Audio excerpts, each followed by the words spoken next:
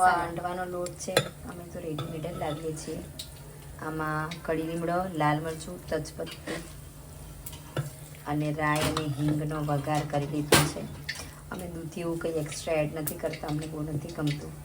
અને ખાંડ નથી નાખી, છાશ નાખીને એને સવારનું આથો માટે મૂકી દીધું હતું અને જો સુંદર મજાનો આથો આવી ગયો છે. હવે એને આપણે સિમ્પલ સાદી પેનમાં તમે તો સાદી તવીમાં જ બનાવીએ છીએ. તો જોઈ લઈએ આપણે. લઈ લેવાનું છે, તમે જેટલો જાડો જોઈએ એ મુજબ પાથરી લેવાનું છે. અમે નાના નાના માપના જ બનાવીએ છીએ, બહુ મોટા નથી કરતા. આમ આજુબાજુ તેલ નાખી લઈશું.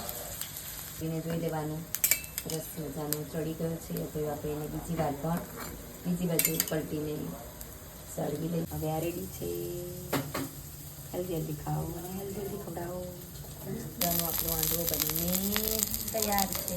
જો